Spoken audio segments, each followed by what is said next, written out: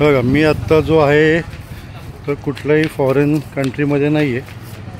हा आहे समुद्र समोर आणि हा आहे बीच आणि हे सगळे हॉटेल्स आहेत. तुम्हाला हॉटेल मी काय पटायला वगैरे आहे तर पटायला नाही, मी मुरुडच्या बीचवरती आहे.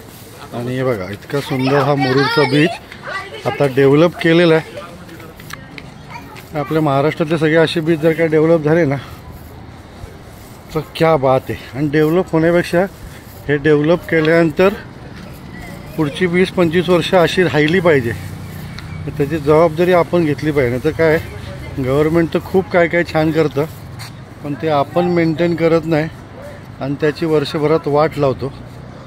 तर बघा म्हणजे मला खरंच आवडलं, इतकं सुंदर छान डेव्हलप केलं आहे बघा हा बीच.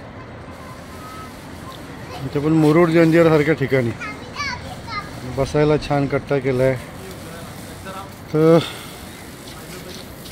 अभिनंदन आहे म्हणजे ज्यांनी इथल्या जे कोण मंडळं असतील, कोण सदस्य असतील, त्यांनी हे मनावरती घेऊन एवढं सुंदर केलं आहे, त्यांना सॅल्यूट आहे. आम्ही आत्ता मुरुडला आलो आहे बघा. हे आमचं हॉटेल मुरुड मरीना. तर महाराष्ट्रातले सर्व बीच असे झाले पाहिजे, स्पेशली आपले मुरुडचे दापोली, मुरुड, लाडगर, कर्दे हे तिथले बीच सर्व असे डेव्हलप केले ना काय मजा येईल, कारण केवढे पर्यटक तिथे असतात. पण जाऊ द्या बघा हा बीच मात्र छान झाला आहे डेव्हलप.